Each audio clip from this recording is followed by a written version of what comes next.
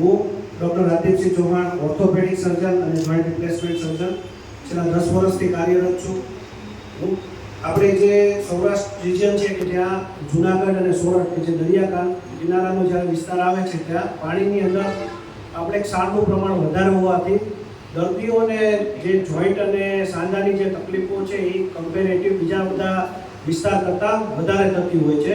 આ ઉપરાંત અહીંયાના આપણે દર્દીઓ છે જેમને ખેતી કામ છે, હેવી વર્કનું કામ કરતા હોવાથી આપણે જે દર્દીઓને ઉંમર થતાં આજે 55-60 વર્ષની ઉંમરે પહોંચતા બધાને સાંધાના દુખાવાની શરૂઆત થવા માંડે છે. તો આના પહેલાં બે આપણે છે કે જે શરૂઆતના સ્ટેજમાં ધારો કે સાંધાનો કોઈ ઘસારો થતો હોય, દુખાવો થતો હોય તો એને આપણે અવગણતા હોય છે.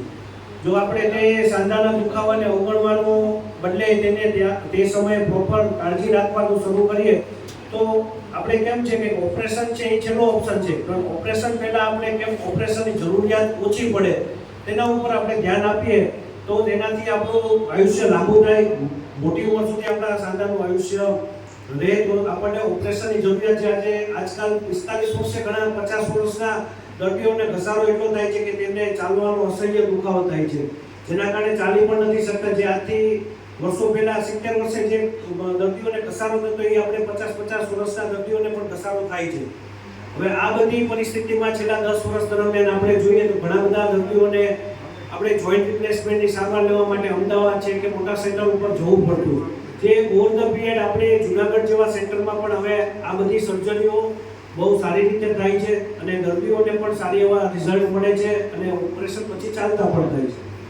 પહેલાંથી થોડા વર્ષો પહેલાં એવું કહેવાતું કે ઘૂંટણનો કે ગોળો બદલાવાનું ઓપરેશન કરો એટલે 45 વર્ષ થઈ જાય, ચાલી ના શકીએ. હવે માન્યતામાંથી ધીમે ધીમે બધા દર્દીઓને કોન્ફિડન્સ આવવા માંડ્યો છે કે ના ભાઈ ઓપરેશન પછી ચાલી શકાય છે. હવે એ જ વસ્તુમાં ટેકનોલોજી અને AI બેઝ ટેકનોલોજીથી અત્યારે ડે બાય ડે જે મેડિકલ ક્ષેત્રે ક્રાંતિ આવી રહી છે, જેમાં નેવિગેશન સિસ્ટમ અને રોબોટિક જોઈન્ટ રિપ્લેસમેન્ટ સર્જરી જે એ અત્યાધુનિક ટેકનોલોજી છે કે જેનાથી જોઈન્ટ રિપ્લેસમેન્ટ સર્જરીમાં એક નવીન ક્રાંતિ આવી છે. આથી પહેલાં એવું હતું કે ઓપરેશન પછી તરત ચાલી નથી શકાતું, પણ આજે રોબોટિક જોઈન્ટ રિપ્લેસમેન્ટ સર્જરી વિશે વાત કરીએ તો રોબોટિક જોઈન્ટ રિપ્લેસમેન્ટ છે એ ઓપરેશન રોબોટ નથી કરતા, પણ ઓપરેશન દરમિયાન ડૉક્ટરની સાથે રોબોટ છે એ એક સહાયક ટૂલ તરીકે છે.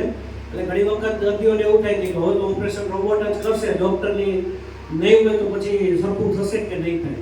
ઓપરેશન તો ડૉક્ટર જ કરવાના છે, પણ તેની સાથે સહાયક ટૂલ તરીકે આપણે રોબોટનો ઉપયોગ થતો હોય છે.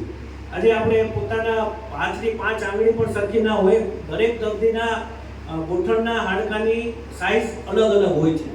હવે જે દરેક દર્દીઓના અલગ અલગ ગોઠણના હાડકાની જે સાઇઝ હોય છે તો તે મુજબ આપણે તેનું 3D પ્લાનિંગ થાય, તેને પ્રોપર કેટલા ઘસારો છે, કેટલા ટકા ઘસારો છે, પગના ત્રાંસા થઈ ગયા છે તો કેટલા ડિગ્રીનો ત્રાંસો થઈ ગયો છે, આ બધી ડિટેલ આપણે સીટી સ્કેન દ્વારા અને રોબોટિક ની રિપ્લેસમેન્ટના રોબોટ દ્વારા તે આપણને ઓપરેશન પહેલાં જાણવા મળે છે અને તે મુજબ ઓપરેશનનું પ્લાનિંગ થાય છે, જેથી કરીને રોબોટથી ઓપરેશન કરાવ્યા બાદ જે આપણા પગનો સાંધો પગ જે ત્રાંસા થઈ ગયા હતા પહેલાં તેને આપણે સીધા કરવામાં આપણને 1 ડિગ્રીથી ઓછા ડિગ્રીના ઓલામાં એક્યુરસી મળે છે. એટલે રોબોટિક ની રિપ્લેસમેન્ટ સર્જરી છે આજકાલ નવા જે અત્યારે આધુનિક ટેકનોલોજી સાથેનું છે તેનું લેટેસ્ટ વર્ઝન છે, જેમાં ઓપરેશન આજે કરાવવા પછીના જે ફાયદા છે, જેમ કે હાડકાનું જે કાપવાનું જે છે એ કમ્પેરેટિવ બીજા કરતાં ઓછું કાપવું પડે, નાનો ચીરો આવે, ઓછા લોહીનો બગાડ થાય. ઓપરેશન દરમિયાન લોહી ઓછું નીકળશે તો ઓપરેશન પછી લોહી ચડાવવાની જરૂરિયાત પણ ઓછી થાય. આ ઉપરાંત ઝડપી રિકવરી થવાની.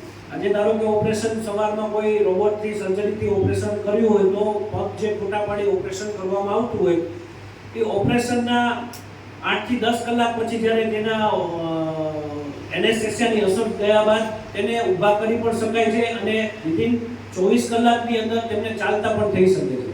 સવારે ઓપરેશન કર્યું હોય તો સાંજે પણ તે તેમના પગ ઉપર ઊભા રહી અને ચાલી શકે. આ ઉપરાંત રોબોટિક ની રિપ્લેસમેન્ટ સર્જરી કર્યા પછી જે રૂટીન ની રિપ્લેસમેન્ટ સર્જરીના જે અમુક આપણે લિમિટેશન છે, જેમ કે આપણે પલોઠી વાળીને બેસવું છે એ ના થઈ શકે, જે વસ્તુ રોબોટિક ની રિપ્લેસમેન્ટની સર્જરીથી કર્યા બાદ પલોઠી વાળીને પણ બેસવાની પણ આમાં આપણે છૂટ મળી શકે છે. એ પ્રકારના તેના જે સાંધા હોય છે, જે સ્પેસિફિક જે હાઈ ફ્લેક્સની કહેવાય છે, કે જેમાં પલોઠી વાળીને બેસી પણ શકો, નીચે પણ બેસી શકો, આ બધા લિમિટેશનો તેમાં દૂર થાય છે. રોબોટ છે એ આપણા માટે માનવી સાથેનું એક એઆઈનું એક આપણે સમન્વય છે કે જેનાથી આપણે દર્દીને વધારે સારું રિઝલ્ટ, વધારે સારી સ્પીડમાં રિકવરીનું આપણે પરિણામ આપી શકીએ. આ ઉપરાંત ઘણા દર્દીઓને એવા પ્રશ્નો રહેતા હોય છે કે ભાઈ મારી બાજુમાં જે દર્દી હતા રહેતા હતા એમને તો તરત જ સારું થઈ ગયું, મારે કેમ 2 મહિના લાગ્યા. તે દર્દીની પ્રકૃતિ ઉપર તથા દર્દીના જે સ્નાયુની કેવા છે મજબૂતાઈ એના ઉપર ડિપેન્ડ હોય છે. એટલે જેમ કે તમારો ઓપરેશન પહેલાં તમારા સ્નાયુની જો મજબૂતાઈ વધારે હોય તો તમને ઓપરેશન પછી તરત રિકવરી મળે, તરત ચાલતા થઈ જાઓ. આથી સમયસર નિદાન કરાવવું જરૂરી છે. આજે તમને શરૂઆતના સ્ટેજમાં ઘસારો હોય ત્યારે ઓપરેશનની કોઈ જરૂરિયાત હોતી નથી, પણ તે દરમિયાન જો શરૂઆતના સ્ટેજ 1 અથવા તો સ્ટેજ 2 દરમિયાન તમે જો પ્રોપર કન્સલ્ટેશન કરાવી, કેલ્શિયમ છે અને તમે કસરત વધારે કરશો, ત્યારે કાળજી રાખશો તો તમારા સાંધાનું આયુષ્ય પણ વધશે, તમારા ઓપરેશન પણ કરવાની જરૂરિયાત બહુ મોડી આવશે. અને જ્યારે પણ ઓપરેશન કરવાની જરૂરિયાત પડે તો તમારા સ્નાયુ મજબૂત હશે તો ઓપરેશન પછી પણ તમને સારું રિઝલ્ટ મળે.